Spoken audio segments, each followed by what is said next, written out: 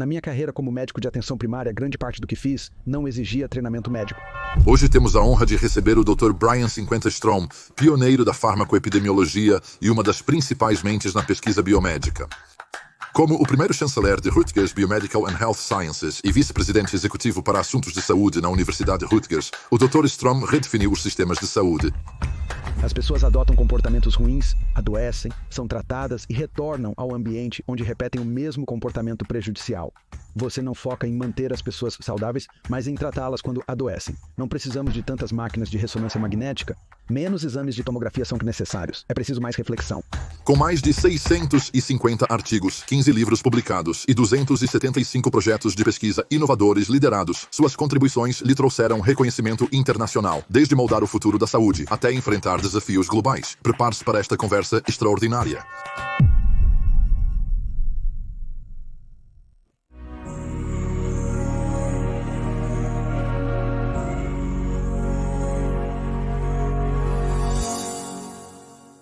Brian, estou super animado, estou muito feliz que você decidiu participar. Isso tem sido planejado há muito tempo. Estou feliz que finalmente tivemos a chance de sentar e gravar juntos. Quero iniciar isso para que as pessoas te conheçam melhor. Pensei em uma pergunta que geralmente faço no final, mas achei que seria divertido fazê-la no início. Então, se você pudesse voltar no tempo depois de toda a sua carreira e sua incrível carreira e pudesse dar um conselho ao seu eu mais jovem, qual você acha que seria esse conselho? Faça o que você gosta. E é, na verdade, o conselho que eu dou para muitos jovens agora. Na medicina, as pessoas tendem a olhar para o próximo trabalho e dizer que é isso. Preciso ir até o chefe da divisão ou do departamento acima deles, seja lá quem for, é para lá que eu preciso ir. Meu conselho para eles e para meu eu jovem seria o mesmo. Entre em contato com o que você quer e o que você gosta e então faça isso, porque é nisso que você vai ser bom. É isso que você vai gostar mais. Foi apenas alguns anos atrás que um dos jovens aqui na Rutgers criou uma página da Wikipedia para mim, e não foi até eles fazerem isso que eu vi que cada posição que eu já tive, eu fui fundador ou inaugural, do que quer que seja. Eu nunca me mudei para uma posição existente. Eu as criei todas ao longo do caminho. Esse é o meu conselho. Não faça o que você acha que deveria fazer. Faça o que você se identifica, o que você gosta, e faça o que você quer fazer. Isso é tão fascinante. Isso é tão empreendedor. Personalidade que faria isso. Então você está me dizendo, você, ao longo de toda a sua carreira, criou as posições nas quais você entrou. Cada uma de elas, o que eu não percebi até apenas alguns anos atrás, e é interessante seu comentário sobre ser empreendedor. Real, meu pai é um pequeno empresário em Nova York. Ele tentou, eu tenho 2 irmãos, um mais velho e um mais novo. Ele tentou fazer com que cada um de nós 3 se juntasse ao seu negócio, nos pagando demais por um verão. Todos nós odiamos e nenhum de nós entrou nisso, mas eu cresci com o senso de negócios e agora eu costumo dizer que gostaria que meu pai pudesse ver agora, e agora eu administro um negócio de 2 bilhões e 300 milhões de dólares e é muito empreendedor. Quando entrei aqui, este lugar era um desastre. Estávamos muito no vermelho, mas agora somos a única parte da universidade no azul. Estamos gerando grandes margens, não posso dizer lucros, mas margens de contribuição a cada ano. O nosso é um mundo empreendedor na saúde. E sim, então é interessante. Eu nunca me vi como um empreendedor até você me perguntar agora. Não, você definitivamente, né? Eu acho que, se alguém é empreendedor, e eu realmente amo o que você disse sobre conselhos para o seu eu mais jovem e estudantes de medicina, e não apenas fazendo o que eles acham que tem que fazer a seguir, porque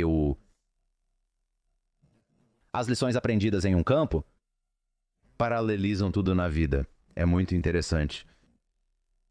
Tantas pessoas sentem que precisam se lançar no empreendedorismo porque é legal. E eles não querem construir dentro de uma empresa. Eles não querem encontrar maneiras de serem inovadores dentro de uma empresa. Se você olhar para alguns dos funcionários da NVIDIA, quero dizer, eles ganharam muito dinheiro sendo muito empreendedores e inovadores dentro de uma empresa. Eles não precisaram arriscar começar seu próprio negócio, enfrentar o estresse ou a luta. Eles apenas construíram dentro de uma empresa. Então, eu acho que talvez nem sempre seja necessário seguir o curso que você acha que está traçado ou o chamado caminho certo. Acredito que essa é uma lição extremamente valiosa. Eu realmente aprecio isso. Quando você estava começando, é como se dissesse, me guia. Então, sua história, você foi pago para... Seu pai tentou suborná-lo para trabalhar no negócio da família dele. Sim, vamos apenas dizer chamar as coisas pelo que são. Sim, isso é... Então, qual era o negócio? Por que você não gostou e não estava alinhado? Onde você se encontrou como um jovem Brian? Então ele era um proprietário em Nova York e administrava prédios com controle de aluguel. E eu simplesmente achava isso chato. Era desinteressante. Ele fazia tudo sozinho. Ele não tinha nenhum funcionário e nenhuma assistência. Simplesmente não era o tipo de mundo em que eu queria viver.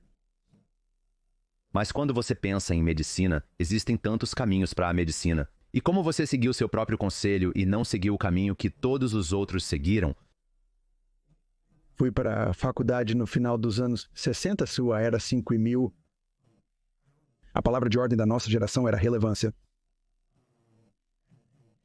E então, sabe, eu comecei na faculdade me especializando em matemática, me especializando em física, decidi que não era relevante. Queria algo mais concreto e mais voltado para o humano. Mudei para a psicologia, embora naqueles dias não fosse uma ciência rigorosa. É agora, mas não era isso. E acabei tropeçando em um campo, biofísica molecular e bioquímica, que na faculdade onde eu estava, eu fui um dos primeiros a se formar nesse campo interdisciplinar. Mas eu tropecei nisso como algo que cobria, era biológico, científico e rigoroso, meio que cobria as bases e decidi que queria entrar na medicina para aplicar a ciência para poder ajudar as pessoas. Mas também eu estava interessado em política, e estava interessado em política desse ponto de vista. E eu sabia desde o início que queria fazer uma pesquisa relacionada à política. Então eu meio que combinei isso na medicina, mas entrei na medicina de uma maneira um pouco incomum. Quando comecei na faculdade de medicina, você é ensinado a usar este medicamento para este propósito. Bem, qual é a base disso? Quando você olha para um livro didático, ele faz referências. Você olha para trás, a que se refere outros livros didáticos, a que isso se refere outros livros didáticos. Não havia base para muitas das coisas que a medicina fazia. Ainda não. A medicina é tanto arte quanto ciência. E o treinamento em medicina é realmente um aprendizado. Você já esteve em Colonial Williamsburg? Antigamente, medicina e farmácia eram a mesma profissão. Onde você trabalhava na farmácia como um encanador, como um carpinteiro por anos a fio, sendo tratado como lixo até conseguir sua certificação. E então você avança e faz isso com outras pessoas. A farmácia se separou disso e se tornou um campo mais acadêmico. A medicina ainda faz estágios e residências e tem muito o mesmo tipo de treinamento onde você está aprendendo com o professor ao invés de olhar o que faz sentido cientificamente. Eu queria contribuir para a ciência, especialmente aquela relacionada à política. Então, na faculdade de medicina, passei o verão trabalhando, encontrei um programa na nossa escola de saúde pública, encontrei um professor da faculdade de medicina que era membro da legislatura estadual. Fui até ele e perguntei, que tipo de pesquisa eu poderia fazer que te ajudaria em termos de política?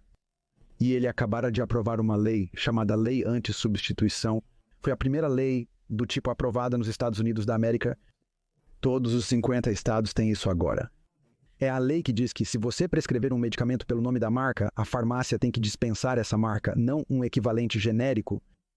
E ele disse, por que você não estuda o impacto disso? Que foi o que eu fiz e publiquei vários artigos a partir disso. Me interessou em drogas, isto é, produtos farmacêuticos, para ser claro. E novamente, aplicando métodos científicos rigorosos para poder estudar os efeitos dos produtos farmacêuticos e um campo que finalmente se tornou o tipo de volta a um campo que então chamamos de epidemiologia de drogas. Por fim, mudamos o nome para farmacoepidemiologia, porque as pessoas comentavam, epidemiologia de drogas? Você estuda heroína? Não exatamente. Medicamentos prescritos, sim. E era realmente uma espécie de científico tentando usar os métodos da epidemiologia, que ninguém sabia o que era antes da pandemia. Costumávamos usar camisetas com a frase, não, eu não sou dermatologista. Agora, as pessoas sabem o que é epidemiologia, mas usando os métodos da epidemiologia para estudar os efeitos dos medicamentos em um grande número de pessoas, normalmente reações adversas, porque normalmente quando um medicamento é aprovado para o mercado, você sabe que é eficaz. Em 500 a 3.000 pacientes é estudado. É tudo que é necessário para fazer isso. Isso significa que se um medicamento causa efeitos adversos raros, mesmo que muito sérios, ele pode estar matando pessoas sem que se saiba disso antes de ser comercializado. Somente após estudar um grande número de pessoas no mercado é possível conhecer os reais efeitos de um medicamento. Bem, eu ia dizer, ouvir isso é muito assustador, mas seu objetivo na vida era, obviamente, influenciar a política. E não apenas influenciar a política, mas eu acho que quero entender, quando você olha para esse processo como uma pessoa jovem entrando na medicina, entendo que você quer influenciar a política pelas razões certas. E você quer entender como algumas das escolhas científicas ou alguns dos medicamentos que são criados são potencialmente interpretados ou permitidos através da política pública e do governo e distribuídos para as pessoas. Mas quando você vê esse processo que acabou de descrever, qual é o sinal de alerta ou qual é a preocupação do seu ponto de vista que um jovem Brian estava tentando mudar ou tentando melhorar ou tentando otimizar? A forma como você mencionou isso soa assustador para a pessoa média, pois apenas 3.000 pessoas foram testadas e só conheceremos os efeitos após o produto ir ao mercado. O que isso significa para mim? E deveria ser assustador. Eu costumo dizer na imprensa que todas as drogas são venenos. Por definição, estamos dando a eles para interferir no sistema normal do corpo. Elas serão venenos prejudiciais. Elas também fazem bem, então você decide clinicamente que o benefício compensa o dano. Quando você está olhando para produtos naturalmente, entre parênteses, ervas, o que for, nunca foi provado que eles fazem bem. Se eles estão causando danos, não há troca positiva. Mas em termos de produtos farmacêuticos, sabemos que eles farão bem. Não sabemos quais são seus danos quando são comercializados. É normal ter medo. Quando meus pacientes me perguntam se quero prescrever um novo medicamento que viram anunciado, eu lhes digo o seguinte: os medicamentos que aparecem na televisão são justamente os que devem ser evitados. As pessoas ainda desconhecem seus efeitos. Se fosse comprovadamente melhor que outras opções, eu já teria prescrito para você. Além disso, vamos permitir que o mundo experimente medicamentos em outras pessoas para descobrir seus reais efeitos. Como um jovem Brian e como o atual Brian fazendo estudos, queremos descobrir os verdadeiros efeitos dos medicamentos e remover do mercado aqueles que estão prejudicando mais pessoas do que ajudando. Na maioria dos casos, não é esse o caso. Existe um equilíbrio, mas para manter esse equilíbrio como paciente, como médico, para fazer essas compensações como reguladores, você precisa ter os dados completos e o total entendimento dos efeitos dos produtos. E nós não temos isso no momento do marketing. Tudo bem, não é uma falha no processo de marketing, porque passar de 3.000 pacientes para 30.000 pacientes ou 300.000 pacientes atrasaria o acesso a bons medicamentos e os manteria financeiramente fora do mercado por uma década ou duas, quando as pessoas poderiam se beneficiar deles. Isso faz sentido. Então, é sempre um risco. Mas sempre há um risco. Essa é basicamente a conclusão final. E você só precisa estar ciente de que tudo o que você vê na televisão, que, você sabe, lista 1.000 efeitos colaterais depois que eles passam o comercial. Talvez isso seja, talvez não seja algo para se jogar imediatamente, mas o ponto é falar com o seu médico. Isso é realmente o principal. Mas quando você falou sobre impactar a política, existem políticas que mudaram ao longo da sua carreira? Você teve uma longa carreira nisso, que são um saldo positivo ou um saldo negativo para esse processo. O que te deixou feliz em mudar e o que te deixou infeliz com a mudança? E então, o que é algo que você ainda gostaria que mudasse? Uma perspectiva interessante. Dentre as mudanças positivas, certamente estão diversos medicamentos. Vou te dar 2 exemplos. Um é um medicamento chamado Tortal-Ketorol. Nós estudamos os efeitos dele. É um remédio parecido com o Advil. Quase saiu do mercado. Não saiu do mercado por causa de nossos estudos mostrando seus benefícios. Então, mostramos que é relativamente seguro em relação a outros produtos. Um exemplo de algo que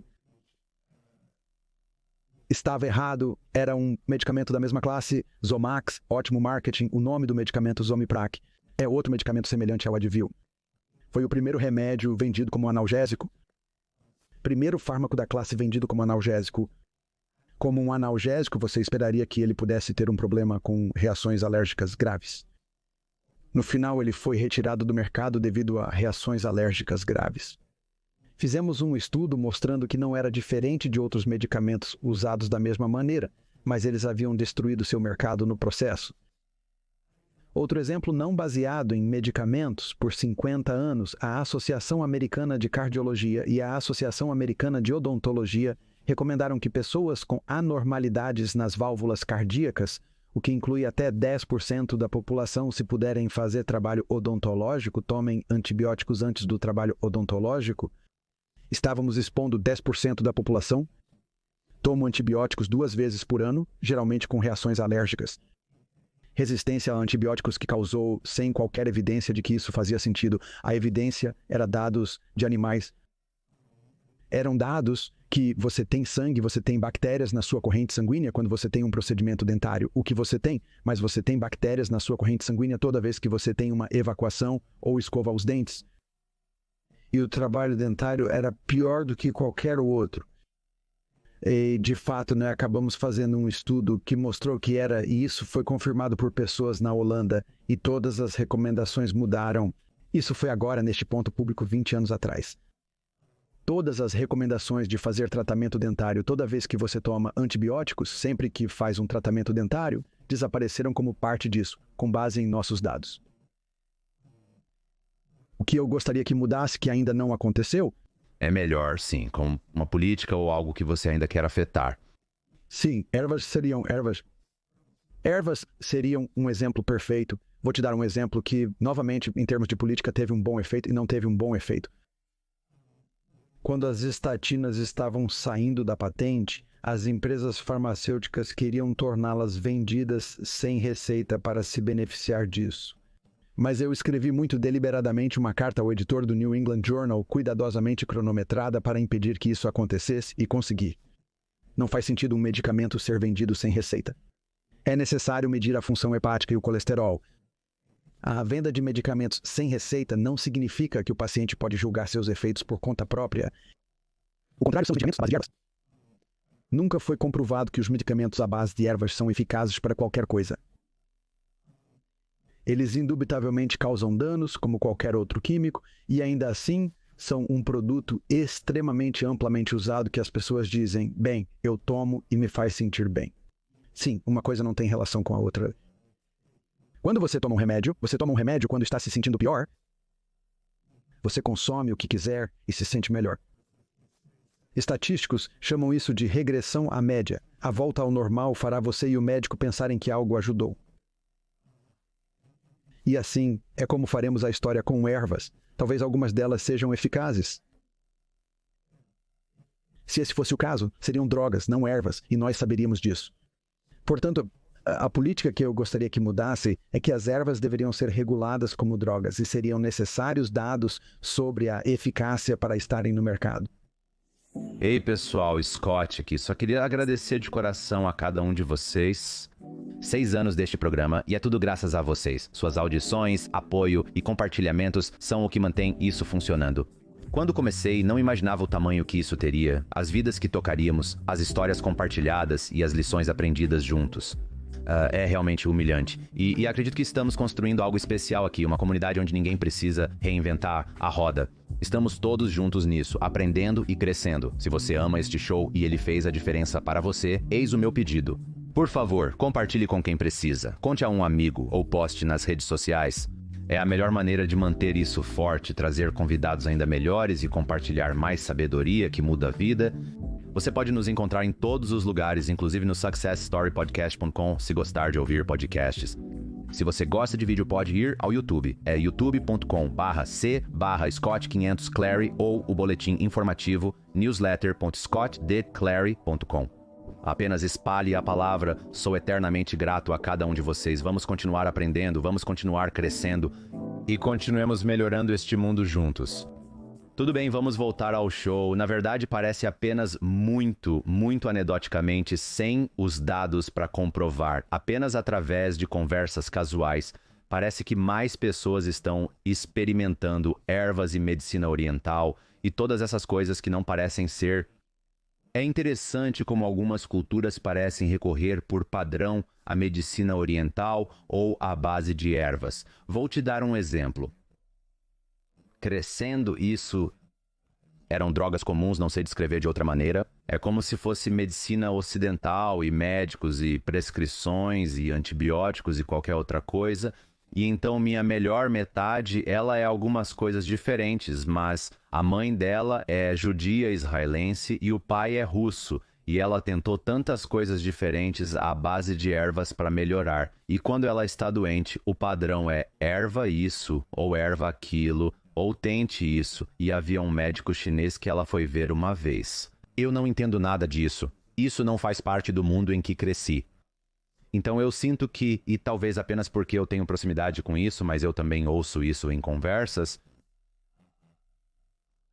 não uma total desconfiança na medicina ocidental, mas certa desconfiança. Estou muito curioso para saber por que você acha que isso está acontecendo. Se eu estiver errado nessa suposição, pode me dizer, mas senti isso nas conversas.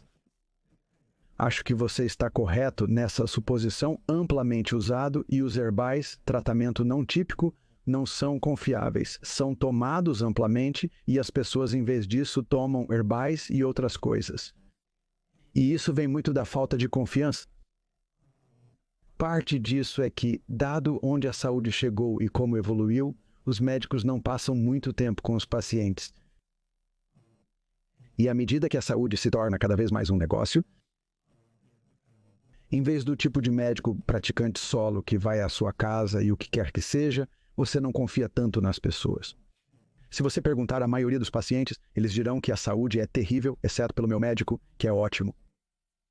Pessoas que têm um médico de atenção primária geralmente confiam nele. Eu sou um médico de atenção primária, então posso estar sendo tendencioso, mas Contudo, à medida que a medicina se torna corporativa e a saúde se encarece, sem se tornar corporativa, o tempo que os médicos passam com os pacientes é cada vez menor. Mais disso é em frente a uma tela de computador. O médico interage mais com o computador do que com o paciente, reduzindo a confiança. E parte do que os provedores de saúde alternativos fazem é passam mais tempo com os pacientes por serem mais baratos. Então, se você vai ganhar 10 número de dólares por hora, seja qual for a especialidade clínica, se você é um cirurgião, eles querem você na sala de operação. Para anestesistas, o foco deve estar em administrar a anestesia na sala de operação e não em conversas prolongadas com os pacientes. E eu acho que definitivamente prejudicou a confiança na medicina. Acho que a outra coisa que prejudicou, ironicamente, foi anos atrás, quando as pessoas implementaram a semana de 80 horas, o que provavelmente não significa nada para você, mas explicando para o seu público. Havia pessoas que claramente foram prejudicadas. E isso repercutiu na imprensa, porque os médicos que cuidavam deles estavam muito cansados. Então eles implementaram uma regra para a residência. Falamos antes sobre tratar seus estagiários como se fossem lixo, como se fossem escravos intermináveis, mas agora os residentes eles não podem trabalhar mais de 8 horas por semana. A origem da palavra residente vem de pessoas que viviam no hospital, eles eram residentes do hospital, também eram chamados de equipe da casa, porque novamente eles estavam na casa, no hospital. Isso era um compromisso com o seu paciente, isso era inerente em se tornar um médico. A natureza do profissional, a ética era colocar o paciente em primeiro lugar. Você permanece no hospital até que seu paciente esteja bem, fazendo o que for preciso. A jornada de 80 horas semanais, imposta por medo do cansaço excessivo, fez dos médicos náufragos. Que no final das suas 80 horas você tem que sair ou o programa é penalizado na acreditação. Então isso mudou completamente o caráter da medicina e dos nossos estagiários com isso. E eu acho que há uma grande perda para os médicos em termos de autoestima, mas também é uma grande perda em termos de cuidado ao paciente. Mas eu acho que a corporativização da medicina também tem sido uma grande parte disso. Você sente que não há uma solução fácil, mas sequer alguma solução para isso? Esse não é um bom caminho que todos estão seguindo. Se eles não confiam, e agora você tem essa máquina de lucro que, não apenas máquina de lucro, você tem, respeitando o bem-estar físico, mental dos residentes. Entendo como isso se aplica, mas quando se trata de cirurgiões e anestesistas na sala de operação, há um valor monetário atrelado a cada hora de trabalho desses profissionais médicos. Esse complexo industrial está direcionando tal comportamento. É muito difícil vencer um complexo industrial. Então, como você cria confiança ou espaço para os profissionais médicos, prestadores de serviços médicos, terem esse tempo com o paciente para que eles possam restaurar a confiança? Isso parece ser o fator 10 que precisa ser resolvido. Certamente é uma questão.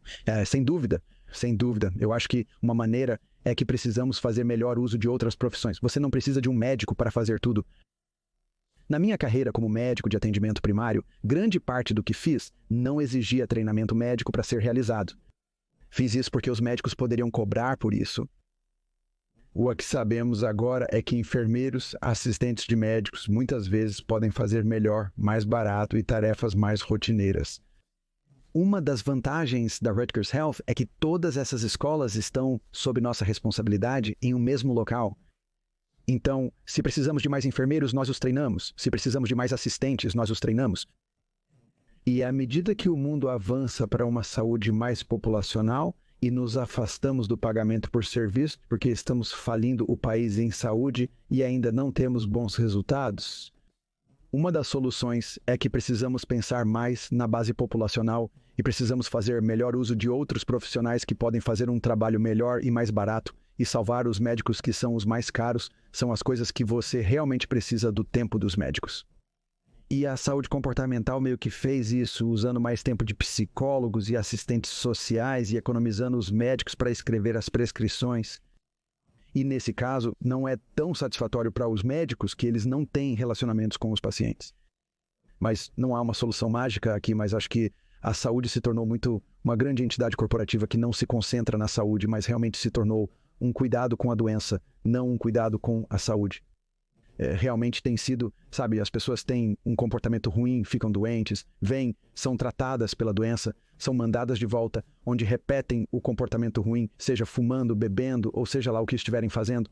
Você está fazendo demais e não se concentra em manter as pessoas saudáveis. Você está focando apenas em tratá-los quando estão doentes. E isso é porque o sistema de incentivo atual, é isso que ele paga. E é isso que está mudando. À medida que avançamos mais para a saúde da população, porque estamos falindo o país, com a dívida se aproximando de 20% do produto interno bruto, e ainda assim temos resultados ruins. Os países que gastam metade do que gastamos têm melhores resultados clínicos do que nós porque nos concentramos. Não precisamos de tantas máquinas de ressonância magnética. Exames, cirurgias e tomografias computadorizadas estão sendo realizados em excesso. É necessário encorajar mais reflexão nas pessoas. Porém, tradicionalmente, o sistema de saúde não remunera o pensamento, e sim a ação. Os cirurgiões são muito bem pagos. Médicos farmacêuticos são bem mais bem pagos que pediatras, neurologistas e psiquiatras, que recebem menos que cirurgiões e outras especialidades mais bem remuneradas. E estamos neste ciclo onde, se você quer manter salários, renda, eles devem passar mais tempo na sala de operações e menos com os pacientes daqui para frente. Não há uma única solução. Eu acho que o mais próximo de uma solução é realmente a saúde da população. É realmente uma espécie de mudança para uma base de reembolso por paciente por mês, onde, de repente, o risco dos provedores, em vez de serem pagos para fazer demais, você está assumindo o risco de um paciente ficar doente. Sim, eu entendo. Então agora os incentivos estão alinhados. Agora os incentivos estão alinhados, sim. Atualmente, os incentivos estão alinhados de forma equivocada, direcionados a fazer muito pouco. Se você pagar por mês, também muda o caráter, porque médicos individuais não podem, ou mesmo um hospital individual não poderia possivelmente arcar com isso, né? Um paciente de transplante te levaria à falência. Então, os médicos se unem, os hospitais se unem, tudo está se unindo e é isso que está acontecendo. E a saúde é a consolidação de acordo. Para lidar com isso, você também, para prevenir o subtratamento, precisa de uma enorme infraestrutura de dados. Você precisa ser capaz de dizer, todos que receberam essa vacina coronavírus, receberam sua vacina coronavírus, todos que têm pressão alta estão sendo tratados. Para tratar o colesterol alto, é necessária uma enorme infraestrutura de dados. E, novamente, isso requer uma massa, uma escala para poder juntar isso e ter condições de fazer isso. O que você está dizendo é que, à medida que avançamos, o país está passando por uma enorme consolidação. Estamos em um curioso meio termo, transitando de um sistema de pagamento por serviço para um sistema populacional. E os sistemas de saúde têm muita dificuldade em velocidades diferentes, em diferentes localidades. Se você se mover muito devagar, vai à falência. Se você se mover muito rápido, vai à falência. Porque em muitos lugares o reembolso ainda é principalmente por serviço prestado. Então, se você se inclinar muito para a prevenção, bem, você mantém as pessoas fora do hospital, os hospitais vão à falência. Não precisaríamos de tantos hospitais se focássemos em manter as pessoas saudáveis, em vez de esperar que adoeçam para então tratá-las. É um pouco... Sistema de incentivo distorcido. E então, quero dizer, talvez use Rutgers como exemplo. O que você está fazendo quando você fala sobre manter as pessoas saudáveis? Sim, concordo. Eu nunca recebi conselhos de treino ou nutrição do meu médico, e eu nem sou americano, sou canadense. Então, não preciso mais me preocupar em pagar demais comparado a vir para cá. E eu descobri que, ironicamente, no último ano, paguei mais em seguro do que jamais faturei. Então, parece que eu poderia simplesmente pagar toda vez que vou ao médico e ainda gastaria menos dinheiro. No ano passado, gastei aproximadamente $12 mil em seguro. Aos meus 34 anos, nunca tive $12 mil em acontecimentos, graças a Deus. Se tivermos uma gravidez, se Deus quiser, isso acontecerá em breve, né? Talvez haja alguns pontos na minha vida, ou se eu for atingido por um carro novamente, Deus me livre, mas enfim, o ponto é que é um sistema muito interessante e não faz muito sentido. E é tão engraçado porque, mesmo quando falo com meus amigos aqui, eles também não entendem, mesmo sendo americanos a vida toda. Eles ainda se confundem com o sistema de seguro, mas isso é irrelevante. Em qualquer sistema do qual participei, nunca houve realmente um foco em prevenção ou bem-estar. Então, em Rutgers, eu estava voltando à minha pergunta. O que você está fazendo para preparar os médicos para esse conceito de prevenção de bem-estar, focando na verdadeira saúde, não apenas corrigindo doenças como uma. A doença é como um indicador atrasado no final do dia do que um médico deveria estar fazendo. Absolutamente, absolutamente. Então, deixe-me dar algumas respostas parciais para isso, porque certamente não resolvemos o problema. Então, uma estou aqui agora há 11 anos. Quando entrei, Nova Jersey estava toda cheia de unidades e duplas. Os médicos estavam todos separados. Os hospitais estavam todos separados. Em 11 anos, houve uma grande consolidação. Na Rutgers Health, quando entrei, havia 2 escolas de enfermagem e 2 escolas médicas separadas. E estamos fundindo as 2 escolas médicas, trazendo uma escala ao Unilas. Não é necessário duplicar tudo em todos os lugares? Estamos treinando mais assistentes médicos e enfermeiros praticantes. Estamos focando muito mais no bem-estar dos médicos também, como parte disso, mas eles ainda são treinados como médicos. O trabalho deles é tratar pessoas que estão doentes. Não precisamos necessariamente de um de cada separadamente em New Brunswick e separadamente em Newark, se pudermos contratar uma pessoa, porque é uma escola que pratica meio período em um e meio período no outro, tratando pessoas com as doenças menos comuns entre eles.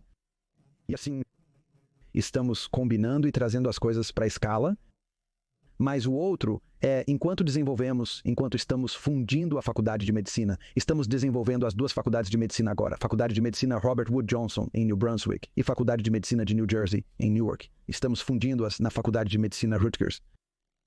Estamos escolhendo como tema para toda a escola, equidade em saúde. Assim, quando acreditada em alguns anos em parceria com as escolas, será a 2ª maior faculdade de medicina do Brasil. E o foco total será na equidade em saúde, porque estamos lidando com populações em Newark, New Brunswick. Somos as pessoas que ficam doentes, não são as... E têm os maiores problemas de saúde que precisam de cuidados. Eles não são pessoas como você e eu que vamos nos exercitar por conta própria, e eu suponho que você não fuma. Eu não, mas, sabe, olhe para cuidar das pessoas que mais sofrem, são os menos privilegiados que mal estão conseguindo, e como você... E eles são os que têm mais probabilidade de serem atropelados ou baleados ou de outra forma, mas também são os que têm altos níveis de colesterol que ninguém detectou e pressões altas que ninguém detectou, então estamos correndo. A coisa simples é que fazemos coisas como ter nossos estudantes de medicina e estudantes de pressão arterial e outros estudantes de enfermagem e outros, para que eles aprendam no processo, saiam e façam triagem nas populações, campanhas nas populações, na comunidade, para ensinar alguém a medir a pressão arterial. Se a pressão estiver elevada, encaminhe para cuidados médicos. Os estudantes aprendem prevenção, enquanto os pacientes recebem intervenções conforme necessário. Do ponto de vista de uma escola médica, nosso plano é que a nova escola médica, resultado da fusão das duas antigas, se concentrará na equidade de saúde como uma equipe. Todos, de cima a baixo, incluindo estudantes de medicina, secretárias e atendentes, devem tratar os pacientes corretamente, independentemente de serem desprivilegiados ou não, sem discriminação. E apenas ter um geral, mas também contratar adequadamente. Então você não precisa de um médico para fazer o trabalho de um não médico como parte disso. Este é um processo experimental. Seremos a primeira faculdade de medicina do país a fazer algo assim. Como a segunda maior faculdade de medicina do país, esperamos ser um modelo para outros, pois a equidade em saúde é um foco muito importante. Nova Jersey é talvez um dos 1 ou 2 estados mais diversos do país. 20% da população do estado nasceu no exterior. E muitos da Ásia do Sul, muitos da América Latina. Há uma enorme população de Oaxaca, México, aqui em New Brunswick, enormes populações do Brasil e de outros países em Newark, enormes populações afro-americanas em todo o estado. Somos um estado rico, porém desprivilegiado. E a outra parte disso é querer gerar o dinheiro da bolsa de estudos para poder apoiar. Hoje em dia, independentemente da motivação ou inteligência, alguém vindo de contextos de pobreza não consegue pagar para cursar medicina. Os estudantes de medicina se formam com $200 mil. Temos estudantes que têm uma dívida de $400 mil. Você não atrai pessoas para a medicina que vem de origens pobres, se for esse o caso.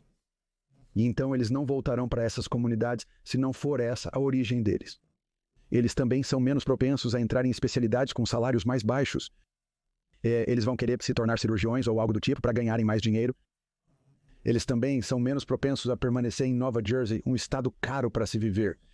Então, querer mobilizar os recursos para poder atrair pessoas, estudantes dessas populações é parte do que queremos fazer.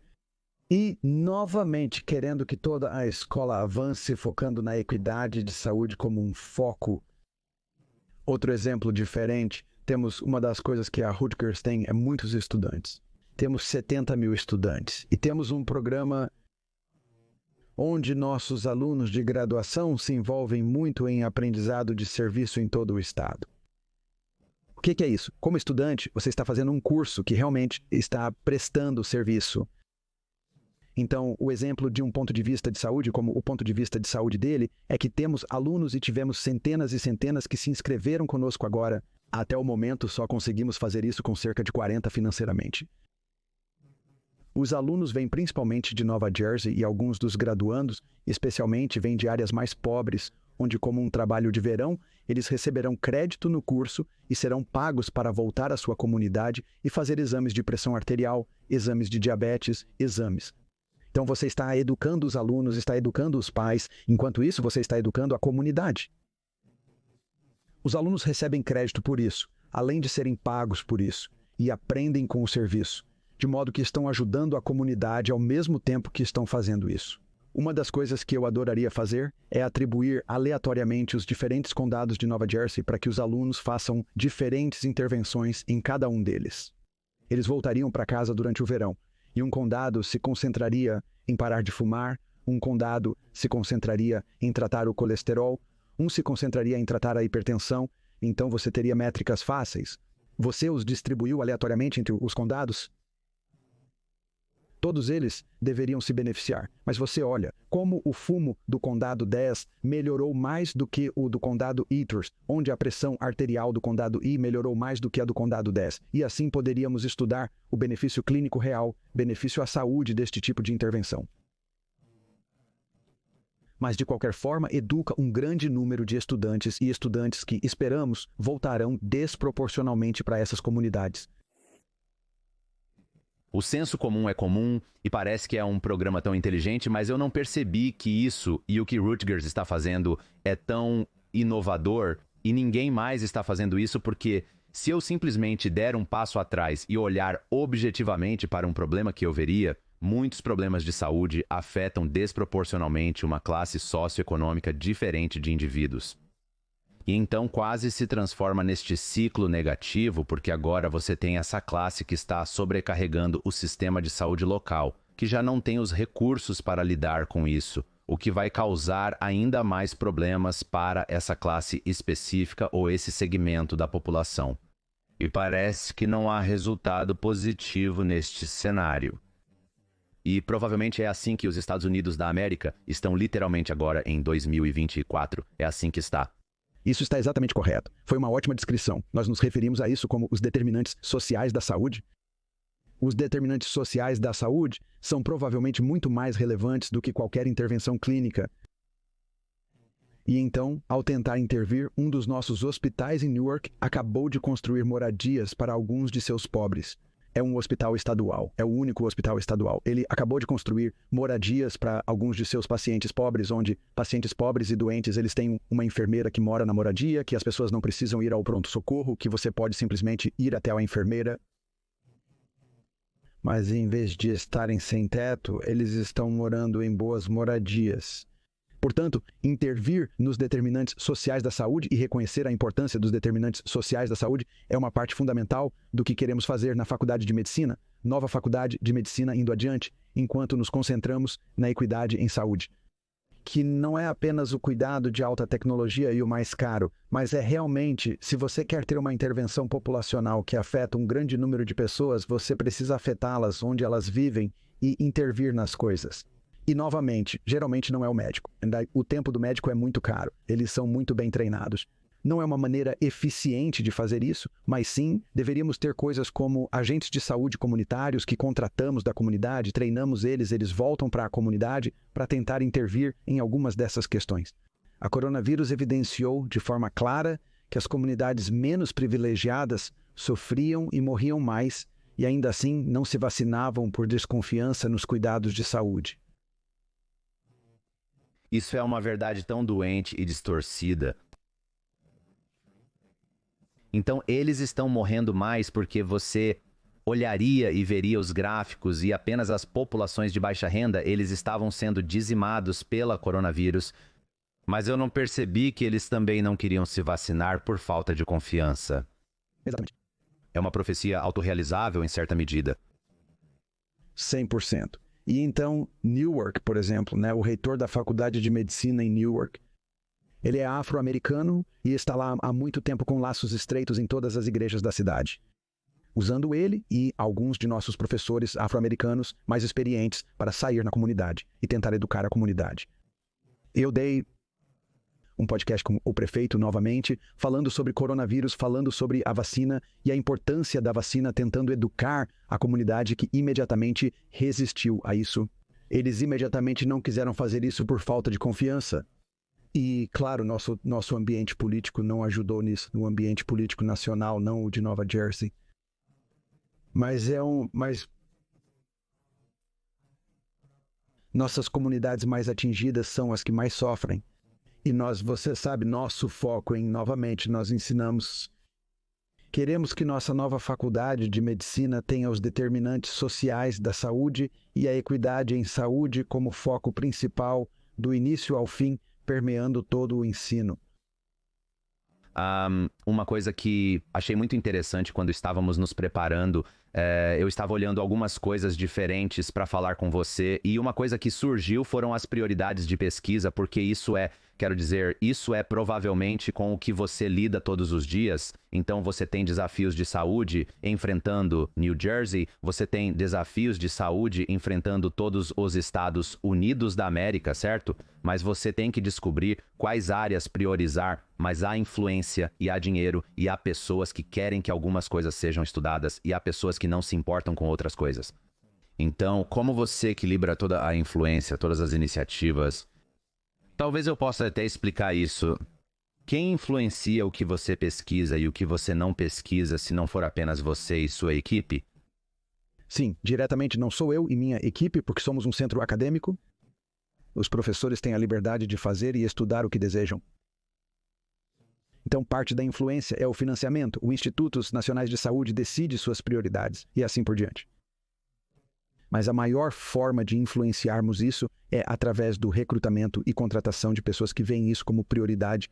Temos um membro do corpo docente, uma superestrela que tem grande interesse em pesquisa orientada para a comunidade. Durante a coronavírus, ela dedicava-se a pesquisas engajadas na comunidade, buscando maneiras de envolver mais a comunidade e conseguir que eles queiram se vacinar, queiram ser tratados adequadamente. E ao recrutar as pessoas certas, você muda o foco. Agora, novamente, a escola nunca será prestigiosa se também não estiver fazendo as coisas de alta tecnologia e os transplantes também, mas ao garantir que recrutamos pessoas que têm um foco nos determinantes sociais da saúde. Uma das coisas impressionantes ao chegar aqui, quando fiz meu primeiro plano estratégico há 11 anos, você sabe. Quer dizer, eu escrevi um plano estratégico há cerca de 10 anos, 9 a 10 anos atrás. Metade do corpo docente tinha o engajamento comunitário como principal foco. Surpreendente que fosse tão alto. Novamente, somos a Universidade Estadual de Nova Jersey e nosso corpo docente realmente se importa com esse tipo de coisa. E ainda assim, não eram muitos os que faziam pesquisas nisso. Eram clínicos ou algo do tipo. Outra forma de lidar com isso é pegar algumas pessoas talentosas que se importam com o assunto e treiná-las. Então, vou te dar um exemplo anedótico. Um dos meus mentorados veio de uma família muito pobre em South Jersey, com bolsa Pell, drogas, álcool em sua família. Pensava que seria um jogador de beisebol profissional, mas machucou o braço no ensino médio. Ele era um covarde e não percebeu que poderia ser consertado. Depressivo, abandonou o ensino médio. Eles tiveram muitos problemas legais nesse período. Em New Jersey, muito antes de eu estar aqui envolvido, obviamente não é meu crédito. E eu disse a ele, você pode passar pelo programa de delinquente juvenil ou pode se juntar ao programa de mudança comportamental de 6 meses. Ele fez isso, mudando sua vida completamente. Ele voltou para o ensino médio, se destacou, ingressou na faculdade comunitária e seu excelente desempenho lhe rendeu uma bolsa integral em Cornell para os 2 últimos anos. Após isso, foi para a faculdade de medicina. Tornou-se um renomado cirurgião de trauma e membro do corpo docente, sendo 99% clínico. Então seu pai, um empreiteiro, caiu de um telhado e quebrou o pescoço. As pessoas lhe pediam conselhos clínicos. E ele percebeu que com todas as suas habilidades clínicas, não podia prevenir isso, e que a prevenção era mais poderosa. Então, paralelamente, ele acabou indo para a nossa escola de saúde pública e obteve um mestrado em saúde pública, e então decidiu que a saúde pública se concentra em interpretar pesquisas do ponto de vista de políticas. Ele queria fazer pesquisa, mas as pessoas o direcionaram para Brian, seu mentor em cirurgia de trauma, que disse, se você quiser aprender a fazer pesquisa, converse com Brian. Encaminhou-o para mim. Ele é treinado para fazer pesquisa, recebeu várias bolsas do Institutos Nacionais de Saúde, se importa enormemente com as populações menos privilegiadas e em mudar as coisas. Então, podemos direcionar a pesquisa das pessoas através do treinamento. Se eles se importarem corretamente, podemos direcionar a pesquisa através de quem recrutamos para o campo. Não podemos dizer a eles o que fazer devido à liberdade acadêmica. Você não recebe muita pressão das empresas farmacêuticas também para fazer pesquisas sobre certos medicamentos? E como você equilibra isso quando uma grande empresa farmacêutica está pedindo para você fazer uma pesquisa porque eles estão tentando chegar a um resultado final versus você como uma instituição querendo garantir que a pesquisa seja independente e sólida? Sim. Sofremos pressão para fazer certos tipos de pesquisa? Sem dúvida. Estamos felizes em fazê-las com controle e independência. Concordo plenamente. Jamais aceitaremos uma concessão sem a liberdade de publicá-la, independente do resultado. Então, se eles vêm até nós para fazer um estudo, estão correndo o risco de que, não importa qual seja o resultado, ele será publicado porque é completamente verdadeiro. Isso, quero dizer, sem citar nomes, isso incomoda algumas das pessoas que vêm até você? Assim, eles não nos financiam. Existem empresas que não nos financiam. Sério? Como nomes conhecidos que não te financiariam? Porque eles estão preocupados com isso, o que não é bom? No entanto, há outras organizações de pesquisa contratadas para as quais eles recorrem, onde podem ter controle. Existem empresas para as quais faço consultorias, principalmente farmacêuticas. Sempre deixo claro, desde o início, se é consultoria ou acadêmico. Se for consultoria, eles podem manter privado, mas nunca publicar. Muitas vezes, eles me procuram para ajudá-los a projetar um estudo ou dar conselhos. Eles dizem que você publicou isso, mas a resposta é não, pois você não assumiu o risco de ser transparente sobre isso desde o início.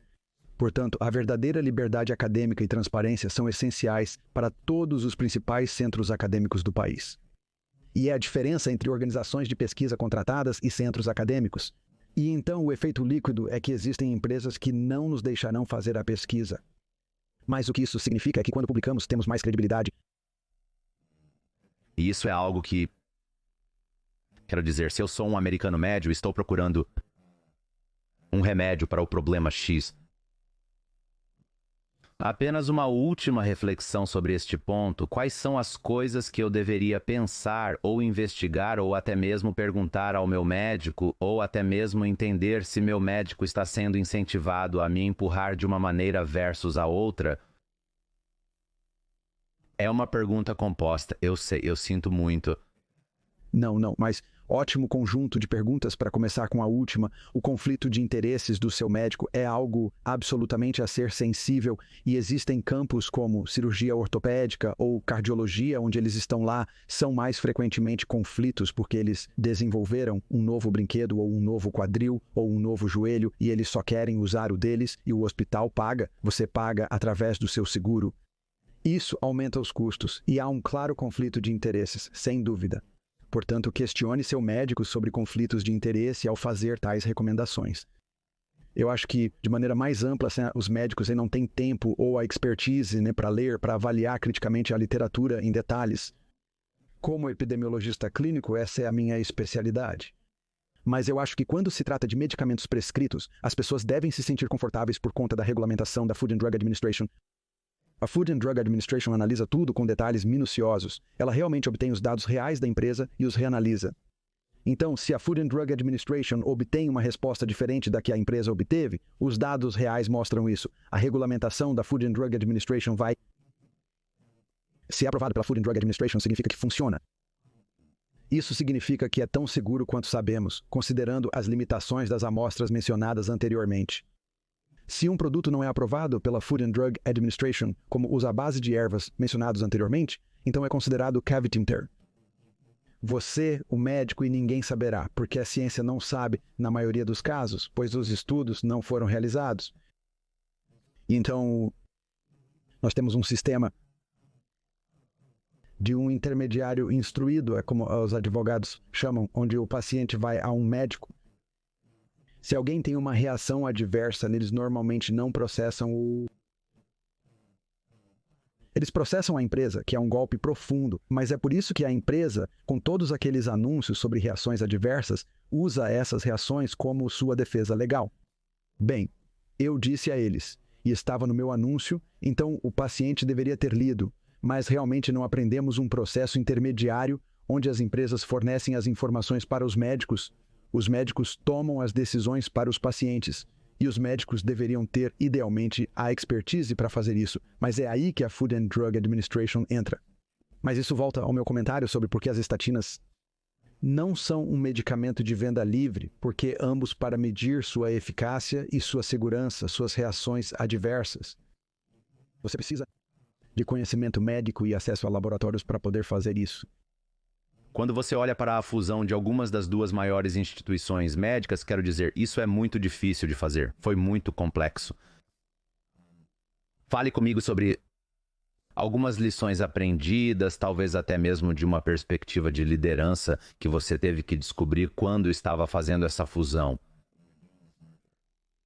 Então, só para esclarecer, eles não eram os maiores inicialmente, mas serão após a fusão.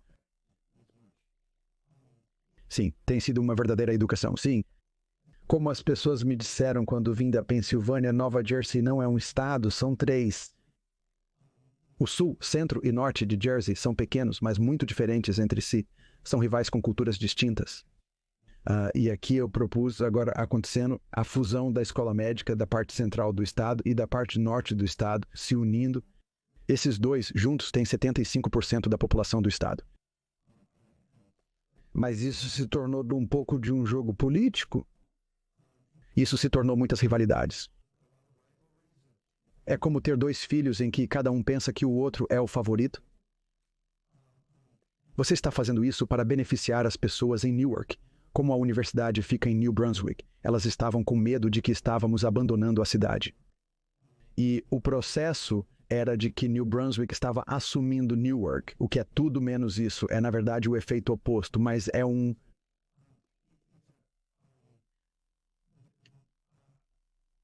Por mais que eu tenha tentado incluir pessoas e conversar com pessoas e conversar com professores e assim por diante, eu claramente não fiz o suficiente porque gerou uma reação contrária de pessoas se opondo a isso.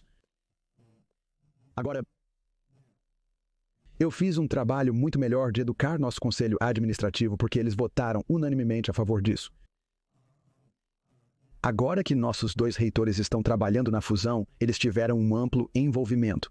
Centenas de professores, estudantes, funcionários estão envolvidos e a oposição se dissipou. E então havia muito medo de que íamos abandonar fulano. Meu plano de compensação vai mudar para o deles, resultando em uma diminuição do meu salário. Houve uma grande desinformação sobre isso. E por mais que eu tenha tentado lidar com isso, em retrospectiva, obviamente não foi suficiente. Mas, agora que estamos nesse processo e os dois diretores estão no processo de fazê-lo, você sabe, os professores nas duas escolas nem se conheciam. Eles não conheciam o currículo um do outro. Eles não conheciam os processos um do outro. Ambos estão treinando médicos. Você sabe, eles se reuniram e disseram: você é muito mais parecido conosco do que pensávamos. Sim, ambos estão treinando médicos. Termos e condições se aplicam. É irônico como isso é um pequeno exemplo micro do mundo em geral, mas vou deixar isso para lá. Sim, mas com muita resistência, que encontrou muita resistência no processo, que novamente desde então se dissipou. E a ironia com a preocupação sobre o abandono de Newark, a preocupação errada sobre o abandono de Newark, estamos no processo de construção de um grande novo prédio de pesquisa em New Brunswick, que terá muito espaço para laboratórios e espaço para empresas spin-off também, espaço incubado para empresas como parte disso. Então, os laboratórios da Faculdade de Medicina, que também estarão se mudando para New Brunswick, podem gerar empresas de acordo. O prédio da Faculdade de Medicina em Newark é antigo e dilapidado. Tínhamos planos de renovação para isso também, mas é mais fácil construir um novo prédio e o governador estava mais interessado nisso do que renovar um prédio antigo. Mas parte do que descobrimos desde então, ao planejar a acreditação da nova Faculdade de Medicina combinada, os alunos de ambos os campi requerem uma experiência similar. E assim acelerou a renovação em Newark. Então, em vez de abandonarmos Newark, a combinação das duas escolas realmente ajudou. Está ajudando Newark e acelerando essa renovação? Não estamos desistindo. As melhores faculdades de medicina oferecem aos estudantes experiência em hospitais comunitários, privados e de segurança. Nós os dividimos. E faz muito mais sentido, do ponto de vista do aluno, ter ambas as opções na mesma escola para que as pessoas possam ser educadas em todas elas, que a expertise nas duas escolas é diferente. A escala das duas escolas é comparável e juntas teremos uma escala completa. Sabe, a maioria das nossas cidades não é tão grande para poder ter pessoas suficientes com doenças incomuns para manter um médico ocupado. Ter um médico que possa atuar em ambos os lugares faz muito mais sentido. Antes, pacientes com doenças raras precisavam ir a Nova York ou Filadélfia para tratamento. Para aqueles com condições socioeconômicas é inconveniente, mas possível. Já os pobres não conseguem. E então, novamente, do ponto de vista da equidade em saúde, significa que podemos atender melhor as necessidades da comunidade, porque podemos atender as necessidades em Nova Jersey, que por acaso acaba sendo muito mais barato também porque não é um seguro fora da rede, e atender as necessidades das comunidades locais e atendê-las localmente. Meu diretor do Centro de Câncer gosta de dizer que o câncer não viaja bem.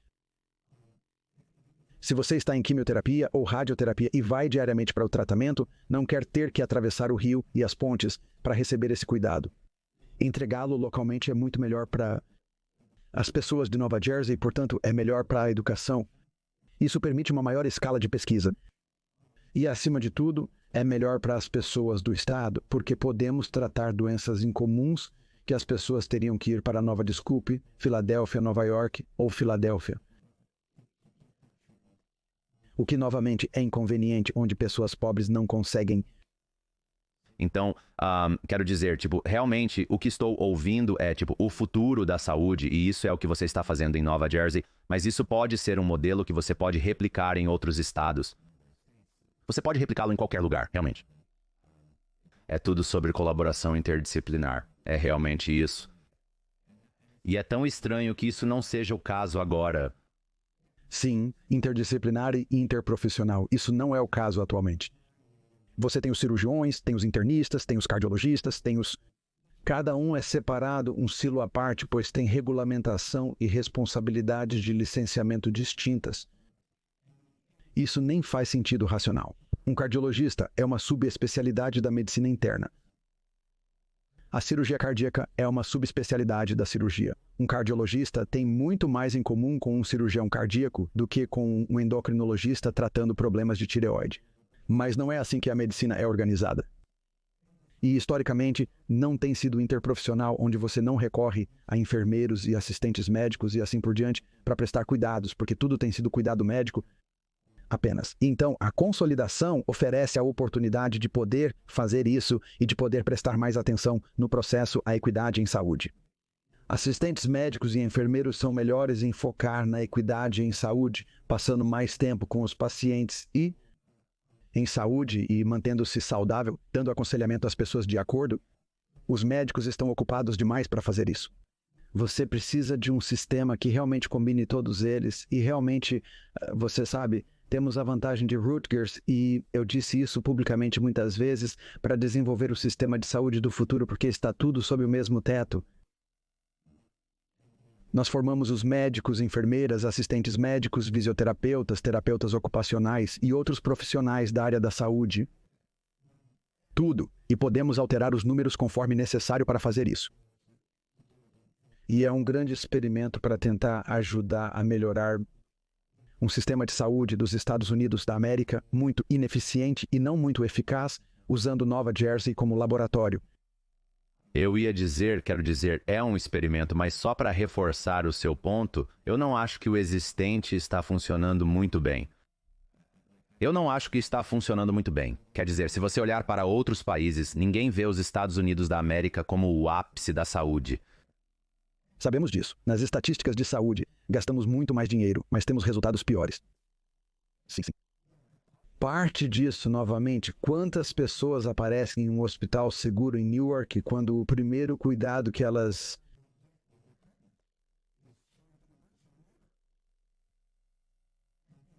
E pense nos problemas na prole e nos custos que envolvem e nos problemas que poderiam ter sido evitados se eles tivessem sido tratados e vistos antecipadamente. Mas, em vez disso, estamos focando nos transplantes e coisas de alto nível, o que também é necessário. Os Estados Unidos da América são realmente bons nisso e gastam muito do seu dinheiro com isso. Sim. Mas também é crucial cuidar do restante da população. Isso também tem muita importância. Evite transplantes mantendo a pressão arterial sob controle e tratando os rins adequadamente desde o início, prevenindo problemas renais. É muito interessante. E eu não quero entrar nessa toca de coelho. Mas é muito interessante como eu descubro que de todos os tópicos discutidos na arena política, a saúde não é proeminente. É interessante como isso nunca é abordado, né? O que é triste, pois deveria ser. Mas é bom que você esteja abordando de outras formas. Isso aconteceu no passado e o Obamacare foi um grande compromisso, mas um grande avanço nesse sentido. E então o presidente anterior tentou desfazer isso repetidamente e sem sucesso. Então, é como se um partido não pudesse desfazer e o outro partido tivesse conseguido ir tão longe quanto o que realmente, na minha opinião pessoal, deveríamos ter é pelo menos uma opção pública e talvez não pior do que isso. O sistema de saúde mais eficiente nos Estados Unidos, da América de longe, É o Medicare para idosos, onde você não tem uma enorme burocracia. Gastamos 20, 25% do nosso dinheiro em saúde lidando com essa enorme burocracia. Então, se a todos fosse oferecido, até mesmo aos jovens, o Medicare como uma opção, por exemplo, faria muito mais sentido. Mas isso é... Gostaria que alguém se concentrasse nisso? Sim. Ok, então eu quero uma ideia sobre o que você está animado para o futuro da saúde ou pesquisa médica. E também uma ideia que você está animado sobre apenas o futuro da saúde ou cuidados médicos. Então, deixe-me responder desta maneira. Meu refrão, desde que cheguei aqui, o primeiro e último slide de cada palestra que dou, imagens diferentes, mas para construir um dos melhores centros de saúde acadêmicos do país dentro do Amazon One. E o slogan do Office on One é integrar. Durante minha carreira, busquei conectar diferentes áreas. Pessoalmente, faço a ponte entre vários campos distintos. Uma das decisões difíceis que tive ao chegar foi em qual escola assumir meu cargo. Porque havia várias opções. Então, eu acho que a natureza da saúde é que precisamos de escala e de trabalho em equipe, e precisamos que as pessoas consigam trabalhar juntas de uma maneira que não fazem agora. Eles trabalham isoladamente, sem focar nos pacientes. Eles se concentram em eles mesmos e suas profissões, em vez de prestar o melhor serviço aos pacientes. E eu acho que estamos construindo um modelo para isso. Na faculdade de medicina, construiremos um modelo focado na equidade em saúde, buscando manter as pessoas saudáveis em vez de apenas aguardar que adoeçam. Em termos de pesquisa, eu certamente acho que pesquisar, descobrir como fazer isso, vai ser uma questão chave. Eu penso completamente diferente. Isso é completamente diferente. Qual é o papel da inteligência artificial na saúde? Discutimos a relação médico-paciente. A informatização dos registros eletrônicos trouxe vantagens e desvantagens. Uma desvantagem é prejudicar o relacionamento médico-paciente. Com o avanço da inteligência artificial, como garantir que não ocorram erros e que as pessoas não recebam resultados incorretos devido à tecnologia? E como assegurar que isso não afete a relação médico-paciente? Novamente, eu sou um clínico geral. Não há dados por trás do que vou dizer, mas uma anedota que soa muito verdadeira, que como clínico geral, 5% dos seus pacientes vão morrer, não importa o que você faça. 5% vão melhorar, não importa o que. Se os 5% vão mudar o seu curso, os outros 90% vão melhorar, não importa o que você faça. É a regressão à média. Eles vêm até você quando estão no pior, eles vão melhorar espontaneamente, eles se sentem melhor por causa do médico colocando as mãos, do relacionamento com o médico e de ter tempo com o médico e interagindo. Como você protege isso diante da escala, corporativização e da necessidade de eficiência?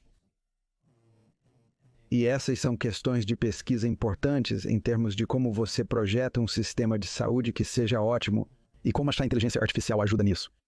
Ou a inteligência artificial vai ajudar nisso e vai prejudicar isso? Se a inteligência artificial atrapalhar a relação médico-paciente, não apenas médico, então a inteligência artificial será prejudicial. Se a inteligência artificial permitir que você seja mais flexível, mais eficiente. Então, por exemplo, nós desenvolvemos agora um programa de inteligência artificial. Quando alguém é hospitalizado, você resume a hospitalização com o que é chamado de resumo de alta. Dá muito trabalho para o médico montar isso. Todos apresentam isso e eu paguei por isso, mas é uma parte apropriada de importância no cuidado. Desenvolvemos um programa de inteligência artificial que será apresentado ao médico com base na digitalização do prontuário eletrônico. Ele apenas inicia um resumo que resume tudo. Os médicos ainda precisam ler e editar um pouco, mas até agora parece que está funcionando bem. Vamos economizar um monte de trabalho e permitir que as pessoas sejam muito mais eficientes. Isso não prejudicará a relação médico-paciente, economizará tempo e reduzirá custos usando a inteligência artificial para melhorar a eficiência da saúde. E aumentar o tempo de interações humanas, basicamente, sem dúvida. Qual seria um conselho que você recebeu de um de seus mentores ou de um de seus colegas ao longo de sua carreira? O que mais influenciou sua forma de trabalhar? Ouça primeiro sobre o paciente. O paciente tem que vir primeiro? Esse é o tema, sim. O sistema de saúde é centrado no médico. Às vezes ocorrem brigas. O projeto deveria ser centrado na enfermeira ou no outro profissional? O cuidado deveria ser centrado no paciente, priorizando o que faz mais sentido para eles. Estamos construindo um novo centro de câncer, onde tudo está em um único prédio. Um paciente não precisa ir a diferentes extremos do complexo para radioterapia, quimioterapia e exames de sangue. Quero dizer, esses silos são como a saúde está organizada agora. Existem diversas formas, inclusive na construção e arquitetura, de mudar isso ao nos tornarmos mais centrados no paciente. Eu adoro isso. Nós falamos sobre muita coisa. O que não abordamos que está em sua mente agora, algo que você gostaria de deixar para o público? Não tenho certeza. Abordamos muito conteúdo. Obrigado por suas palavras. Agradeço o tempo que passamos conversando sobre diversos assuntos. Fico feliz em ter sido útil. Estou feliz que nós meio que abordamos uma ampla gama. Quero dizer, conversar com você é fascinante. Provavelmente conversei com você por horas, mas quero manter dentro dos limites do que falamos hoje. Uma pergunta divertida que eu pensei: se você olhar para as figuras médicas históricas que são inovadoras, que mudaram a maneira como fazemos as coisas, com quem você mais se associa? Quem é uma figura médica histórica que você gostaria de colaborar com eles hoje? Pergunta interessante. William Osler. E como um discípulo, meio que, e eu vou descrever o que quero dizer com isso, é William Tumulty, Philip Tumulty, na Hopkins, ao redor da Escola de Medicina. Eles se concentraram no paciente e nas habilidades clínicas, não apenas na tecnologia. Tumulty foi meu orientador na Hopkins, na Escola de Medicina. E eu tenho essa conversa que ele deu, algo em seus livros, na parede. E eu cito isso em todos os discursos de formatura sobre o poder de ser um médico e a importância de ser um médico e a capacidade, através de sua personalidade e a imposição das mãos e ter uma conversa para curar pessoas e fazer os moribundos se sentirem melhor enquanto morrem e o enorme poder nisso. E ainda assim, Tumulty nem sabia como ler um eletrocardiograma. Ele era o médico dos médicos. Quando não se sabia o que estava errado, apresentava-se o caso a ele nas rodadas tumultuosas. Ele fazia uma discussão detalhada do diagnóstico diferencial, explicando por que acreditava ser determinada doença. Após 2 semanas de testes no hospital, sempre se provava que ele estava certo. Isso é tão engraçado. Quero dizer, clinicamente muito habilidoso, não amarrado apenas à tecnologia. Quero dizer, não me entenda mal. Nossa tecnologia médica moderna é fantástica, mas às vezes perdemos de vista os aspectos pessoais enquanto isso. Eu amo isso, Brian. Eu te aprecio muito. Se as pessoas quiserem saber mais sobre o que você está fazendo, se conectar com você, para onde elas vão? Você pode enviar pessoas para qualquer lugar. Vou colocar links nas notas do programa, mas para onde as pessoas devem ir explorar? Sim, então uma quer dizer, Rutgers Health. O que estamos fazendo com os sites da Rutgers Health é provavelmente, e se as pessoas quiserem se conectar diretamente, eu tenho um endereço de e-mail do chanceler. Deixe-me, eu não sei o que é de cabeça. Não, tudo bem. E eu posso, aqui está, chanceler em rbhs.rutgers.edu. Então é chanceler em rbhs, Rutgers Biomedical and Health Sciences. Mudamos nosso nome para Rutgers Health porque é um nome melhor, mas nosso nome legal ainda é arpedios.huskers.edu. E você sabe, uma das mensagens fundamentais é que este é um momento muito empolgante na medicina, é um momento muito empolgante na minha vida em termos de poder. Você sabe, eu sempre fui um agente de mudança. Eu vim para cá sabendo disso. E, na verdade, você sabe, o trabalho do reitor foi criado quando a Universidade de Medicina e Odontologia, IJ, Universidade de Medicina e Odontologia de Nova Jersey, foi incorporada a Rutgers. Toda vez que a presidência da UMDNJ ficava disponível, me pediam para considerá-la e eu me recusava até mesmo a olhar. Mas quando este trabalho ficou disponível e foi incorporado a Rutgers, eu vi o potencial para o tipo de mudança que eu poderia impulsionar em todo o estado. E estamos fazendo isso. Temos um longo caminho a percorrer, mas estou muito orgulhoso do que conseguimos realizar e do que iremos realizar no futuro.